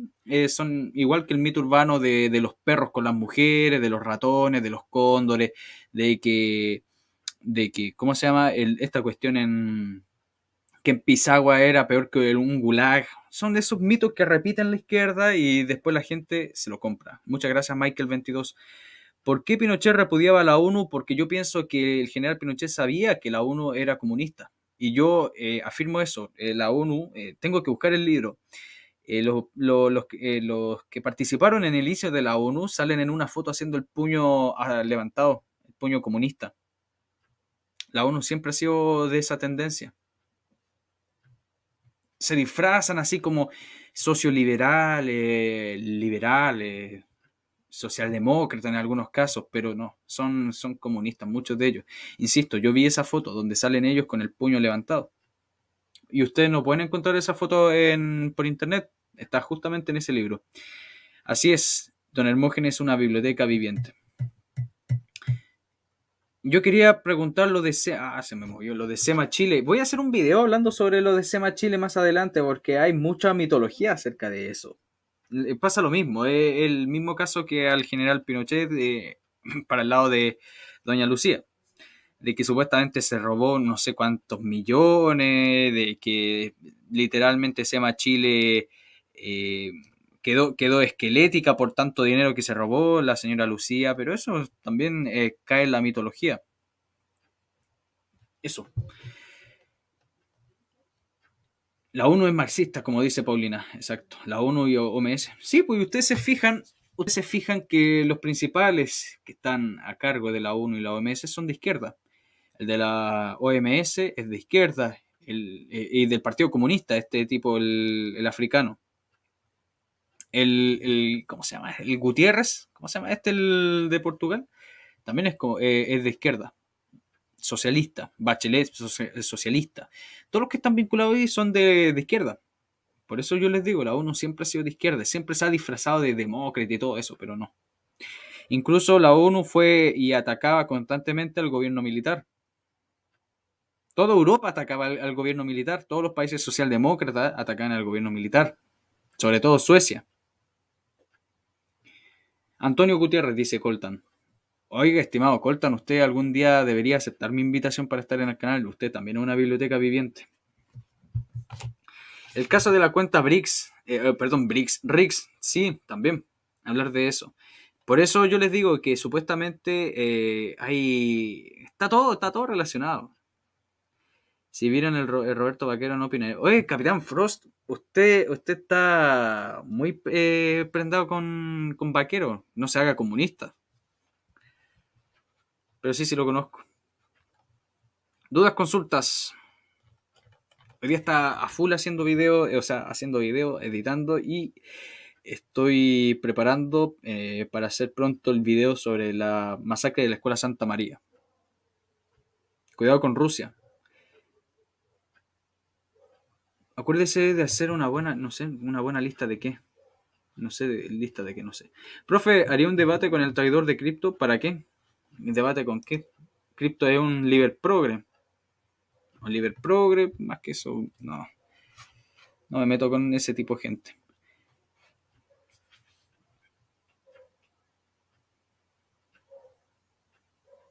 Últimamente han salido pocos libros de historia anticomunista. Yo creo que han salido harto, estimado Coltán, pero son rechazados por las editoriales porque uno encuentra en PDF y sobre todo en blogs de gente y son hartos, hartos. Es como que lo quieren tapar. Y es obvio. No puede ser, Frost se volvió marxista. No se ha vuelto marxista. Profe, ¿usted cuánto tiempo cree que se pueda ir a votar para ver si se aprueba o rechaza la nueva constitución? O no lo sé. No lo sé, pero hay gente que está llamando a no ir a votar. Yo llamaría a que fueran a votar. Incluso es obligatorio, así que da igual, es obligatorio.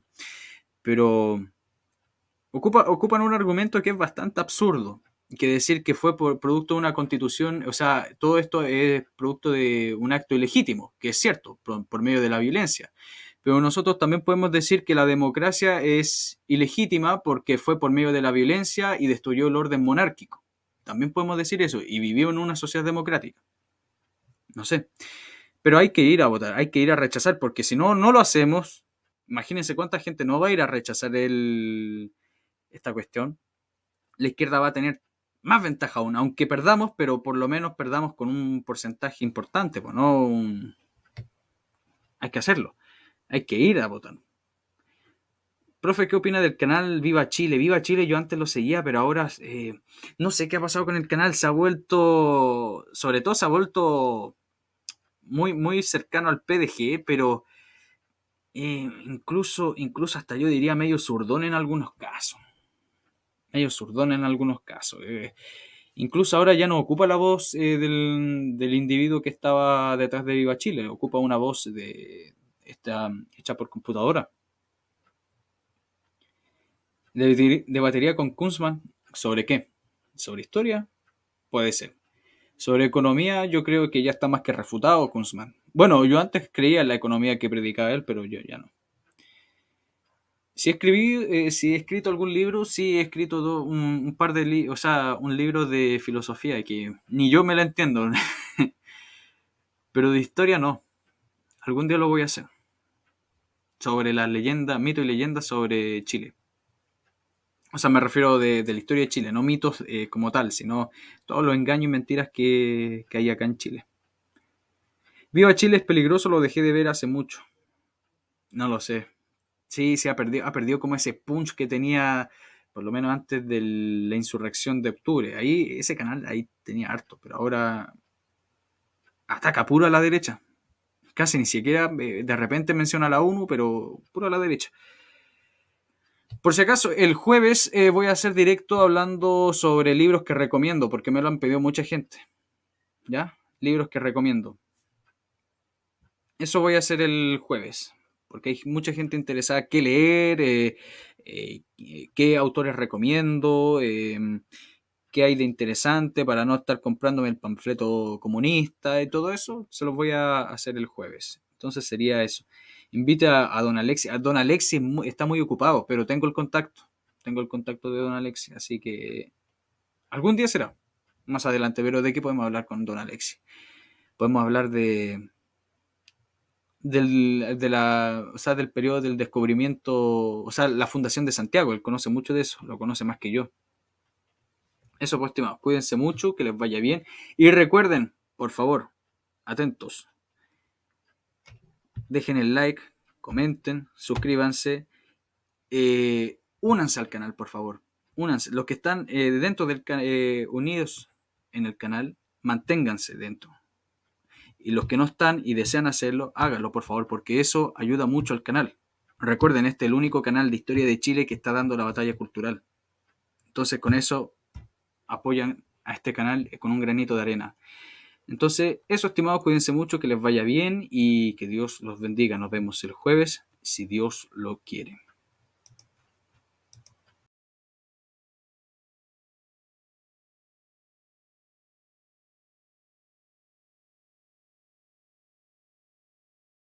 Ya.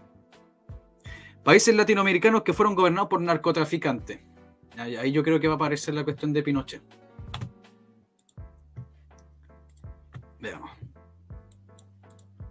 La relación entre los países latinoamericanos y el crimen es muy extensa. Sin embargo, uno de los peores crímenes que aquejan a muchos países de esta región es el cultivo y el tráfico de droga, pues se trata de un negocio demasiado lucrativo como para que las ineficientes fuerzas de seguridad puedan reprimirlo adecuadamente. En el pasado, incluso en el presente, algunos gobernantes latinoamericanos llegaron a involucrarse, directa o indirectamente, con el tráfico de drogas. Por esta razón, hoy te hablaré sobre países latinoamericanos que fueron gobernados por personas que dirigieron o tuvieron relaciones con organizaciones de narcotraficantes. Ah, pero ya, no me jodas que están poniendo a Maduro al lado de Pinochet, pues ya. Alá. Ay, santo cielo.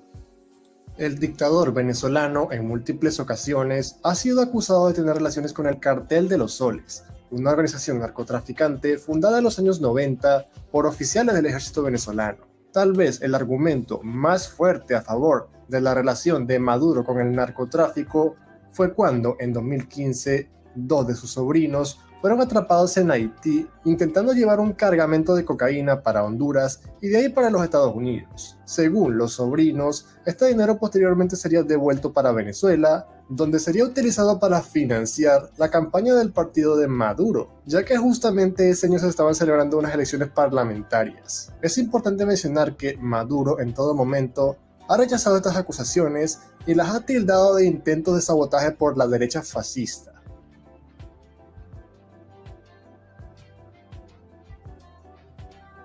Incluso mucho antes de convertirse en presidente de Honduras, Juan Orlando Hernández había sido acusado de tener relaciones con... No les digo nada porque no, o sea, la cuestión de Maduro es una cuestión, sabía que el tipo está vinculado al narco, ¿ya? Pero con la cuestión de estos presidentes es que no tengo que decir nada, pues esperemos hasta que llegue con Pinochet.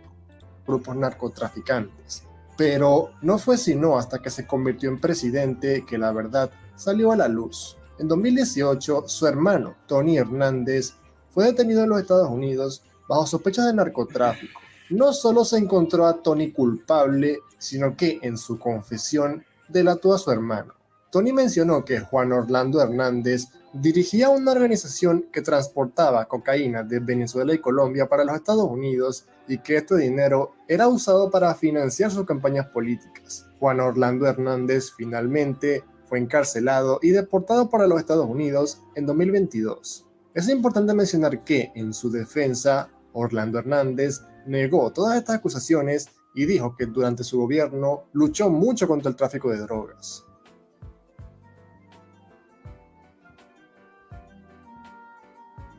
Durante su gobierno en Nicaragua en los años 80, Daniel Ortega fue acusado de ser cómplice de grandes figuras del narcotráfico como el colombiano Pablo Escobar y de traficar drogas para los Estados Unidos.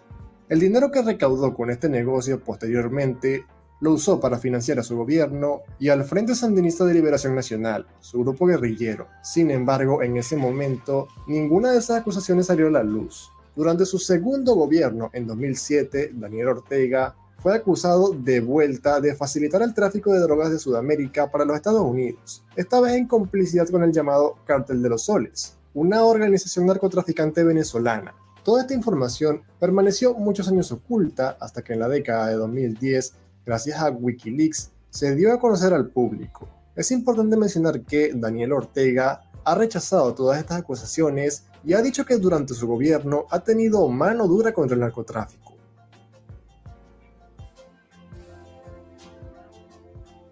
Fujimori, po.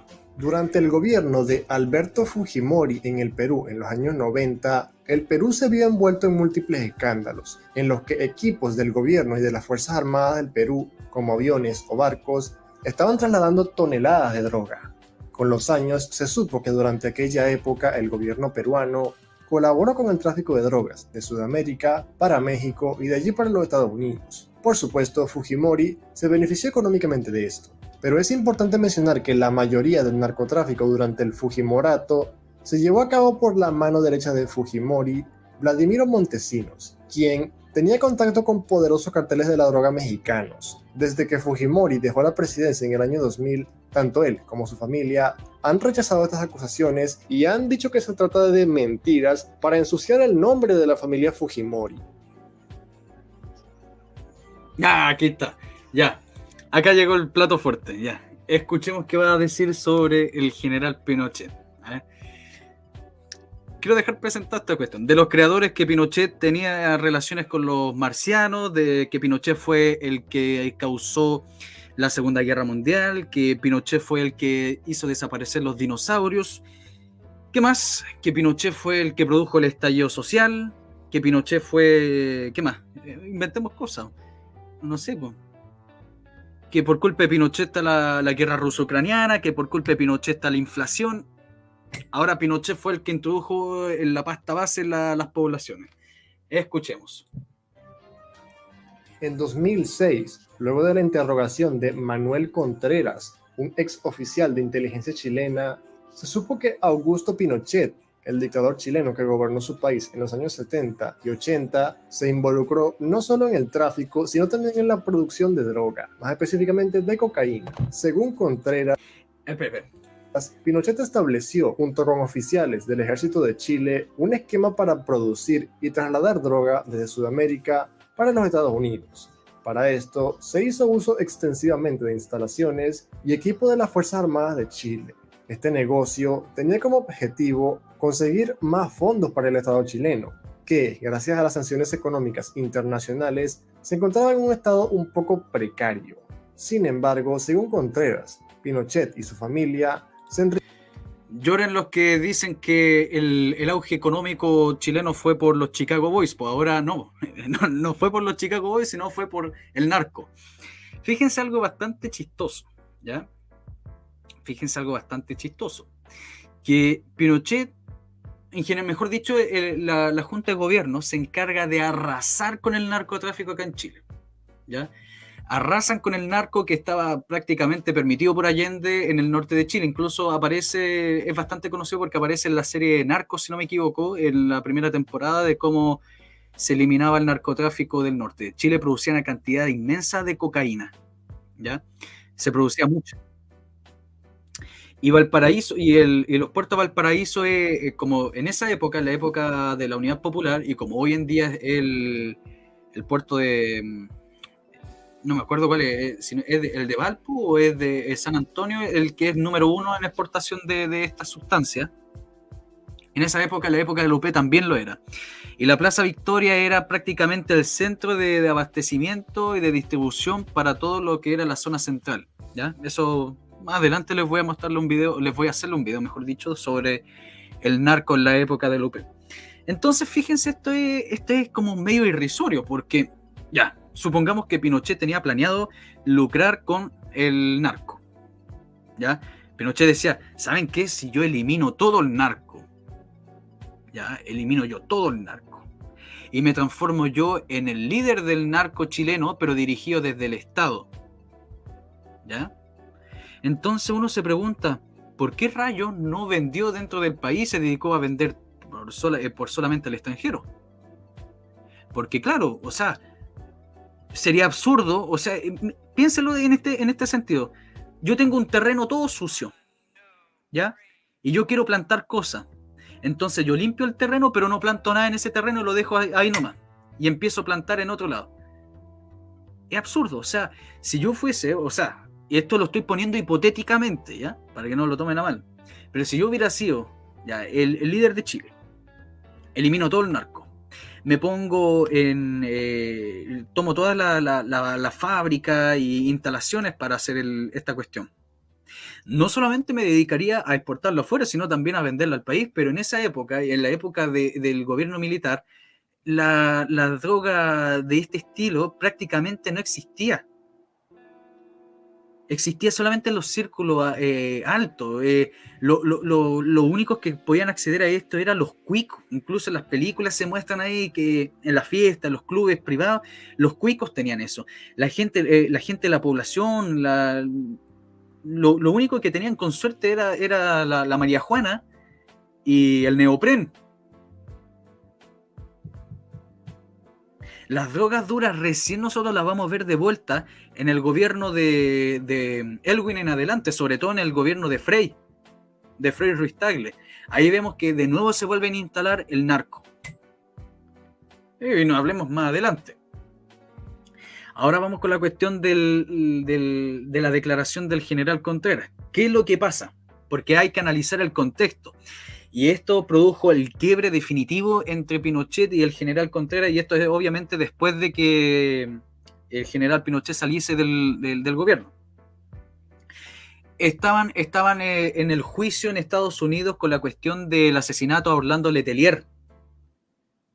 Entonces, acá el general Contreras dice estas cosas para liberarse de ciertos lastres de ciertos años con respecto a las condenas por el asesinato a Orlando Letelier. Y entonces la respuesta que hace la familia de Pinochet es que fue la peor canallada y traición que le pudieran haber hecho. Y están las declaraciones de Pinochet diciendo que todo eso es mentira.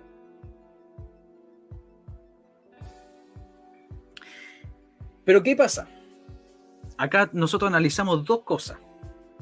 La primera cosa es que los periodistas que más empiezan a decir que Pinochet empezó a vender merca al extranjero fue un periodista llamado un irlandés de apellido Shaughnessy, así es el apellido, o Shaughnessy, o no sé cómo rayos se pronuncia, pero era un irlandés.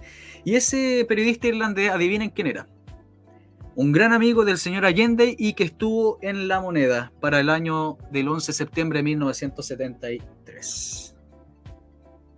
¿Ya? Hay que decirlo, esa es la primera fuente. Segunda cosa, ¿ya? Pero antes que nada sigamos escuchando. Recuerden dejar su me gusta, recuerden compartir y recuerden apoyar el canal, apoyen este contenido. Me van a permitir que yo pueda comprar más libros para presentarles documentos de este estilo. Así que apoyen, por favor. Y muéstrenlos a sus niños, sobre todo estos directos. Enriquecieron personalmente con este negocio. Es importante mencionar que tanto Pinochet, mientras estaba vivo, como su familia, siempre negaron estas acusaciones, argumentando que durante el gobierno de Pinochet, Chile tuvo mano dura contra el crimen y el narcotráfico. Estos fueron algunos de los países latinoamericanos. Fíjese, o sea, era 30 segundos diciendo eso. O sea, no dijo nada. Porque no hay nada que decir. Pero hay algunas, podríamos llamar irregularidades, pero eso no tiene nada que ver con Pinochet, ¿ya? Hay que dejarlo claro. De que algunos familiares de Pinochet tenían contactos, relaciones, pero no necesariamente esas relaciones tenían que ser de narcotráfico, con algunos tipos que tenían vínculos de narcotráfico. Ejemplo está el caso de ¿cómo se llama? De Baramdica, de Iván Baramdica, así se llamaba este hombre, que era un ex marín de ¿cómo se llama? De Estados Unidos. Y este hombre estaba vinculado a un narcotráfico a nivel internacional, ya era transportista, y había ciertos vínculos, ¿ya? Pero eso no significa de que participen directamente del narcotráfico, ¿ya? La otra cosa que empiezan a decir es que, este hombre, ¿cómo se llamaba este hombre de apellido Bartich, algo así se llamaba este hombre? Era amigo de Antonio Pinochet, de Marco Antonio Pinochet, ¿ya? Pero Marco Antonio Pinochet siempre negó cualquier vínculo de tipo de narcotráfico. O sea, no hay ningún dato, no hay ninguna prueba que diga, Pinochet firmó esto, Pinochet mandó a hacer esto, Pinochet hizo esto y derivó cocaína afuera del país. No existe. Son solamente mitos.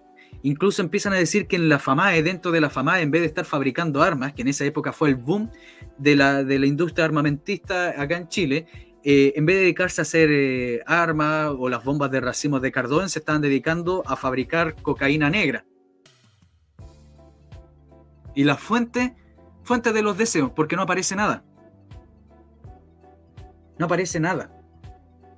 Y el que empieza a decir, principalmente y fuertemente, en los diarios, en los tabloides anglosajones, como en el The Guardian, en el Financial Times, y todas esas cuestiones, es este hombre, O'Shaughnessy.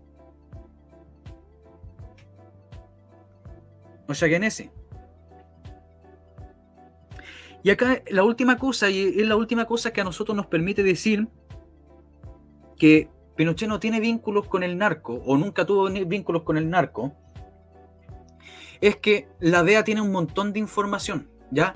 Y el ciudadano, el diario El Ciudadano, o bueno, el panfleto El Ciudadano, ha intentado por todas formas de que salgan todas las páginas que están vinculadas a Pinochet con la DEA, ¿ya? Y la DEA no los quiere soltar. Pero uno, pregúntense ustedes, ¿cuál sería la necesidad de que la DEA estuviese guardando información de que Pinochet fue un narco? Siendo que en la época el gobierno de Estados Unidos fue un azote para Chile. O sea, nunca fue aliado. Estados Unidos nunca fue aliado de Chile durante el gobierno militar. Ustedes pregúntense, ¿por qué no lo quieren mostrar? No, y no es porque lo quieran mostrar por proteger a Pinochet, porque sería un absurdo. Simplemente porque no hay información relevante para decir que Pinochet fue un narco.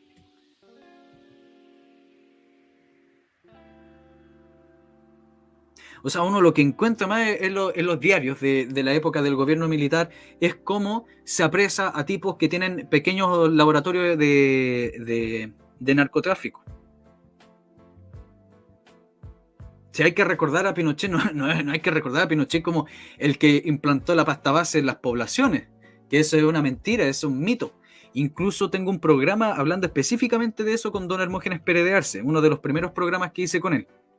Así que si quieren conocer más adentro sobre este tema, que incluso yo creo que ni siquiera hay que conocer, porque es una mentira, es estar estudiando una mentira. Pero bueno, ahí está la situación.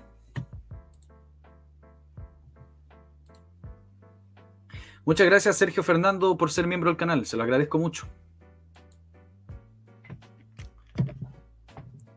El chiste.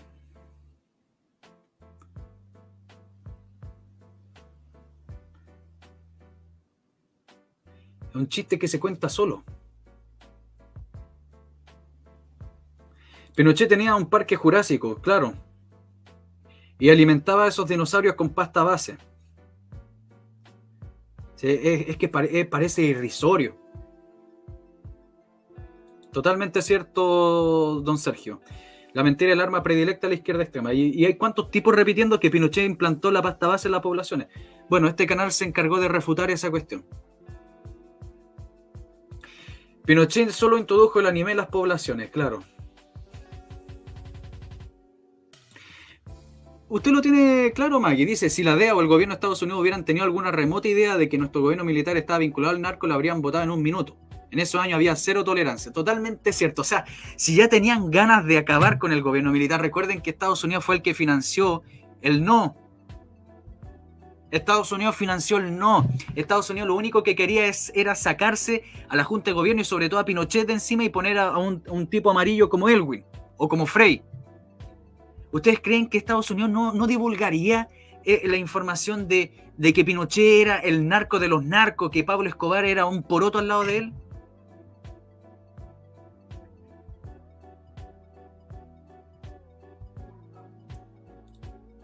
A mí me gusta Balmaceda Bacler.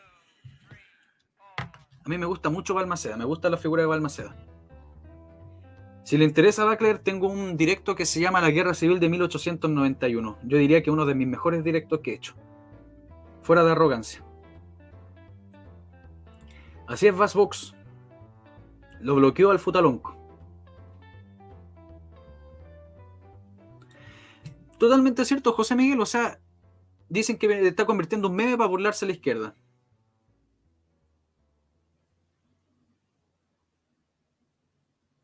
Por eso es fundamental la difusión de los canales históricos, porque para que la mentira no haga más eco, no se haga más eco con la mentira. Los panfleteros de esta cuestión, o sea, el principal panfletero de esta cuestión, que ya está muerto, que es este irlandés, que era amigo de Allende y que estuvo en el ¿cómo se llama? En el 11 de septiembre dentro de la moneda. O sea, estuvo en Santiago en el golpe, en el pronunciamiento del 73. ¿Entienden? O sea, mucha imparcialidad no tenía este hombre. Este hombre era de extrema izquierda.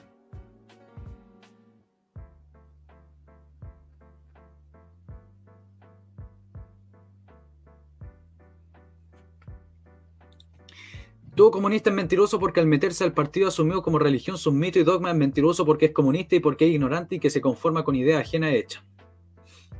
Así es, pues, son mentirosos. Pero para eso estamos nosotros, para desmentirlo.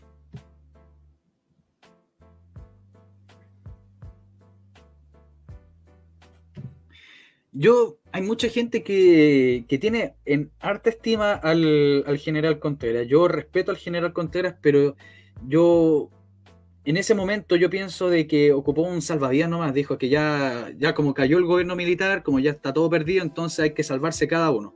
Y entonces empezó a tirar caca para otro lado.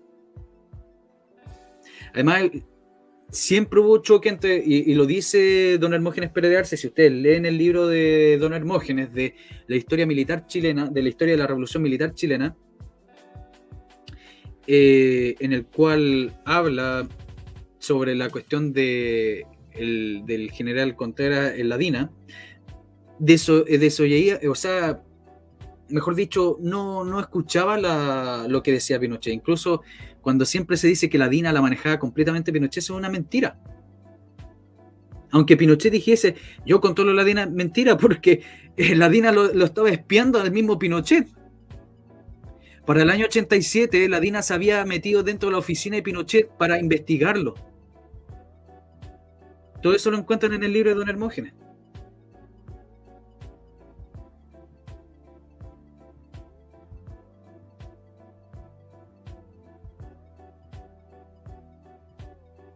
Entonces esa es la cuestión que yo veo. O sea, en ese momento ya cada uno se salva, hay que salvarse uno mismo nomás. Entonces empieza a decir, sí, Pinochet tenía vínculos con el narco, así que ayúdenme a bajarme la condena con la cuestión de Orlando Letelier y entonces yo les digo lo que quieran.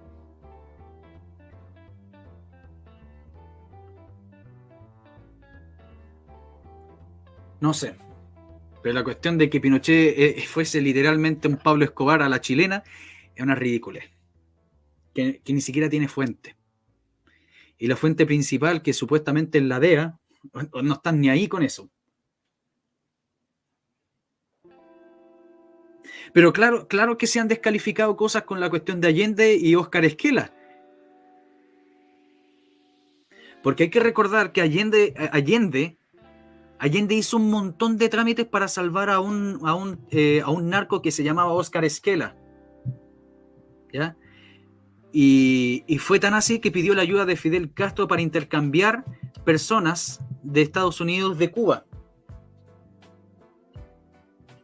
Y Óscar Esquela era un narco, o sea, de estos que tenían avión y transportaban la merca de un lado para otro.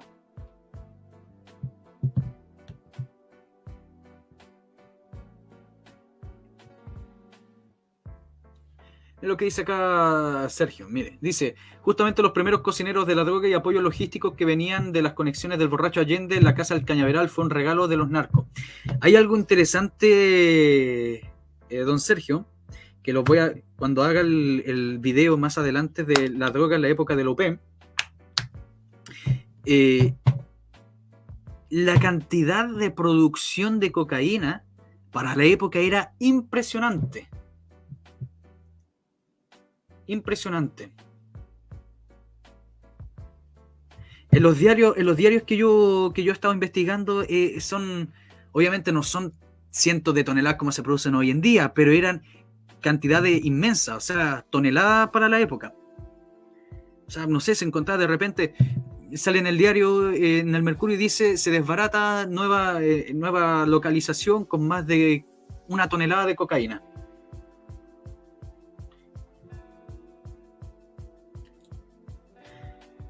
¿Qué opina Luis Emilio Maronda Ormeneta? Que es un gran personaje. No comparto con algunas de sus ideas, pero más adelante me gustaría tenerlo acá para conversar. Porque es un nacionalista nacionalista viejo, o sea, me refiero en el sentido político. O sea, no es un nacionalista revisionista, no es un nacionalista que anda como que queriendo cambiar algunas cosas, o sea, no, quiere más o menos así a la antigua.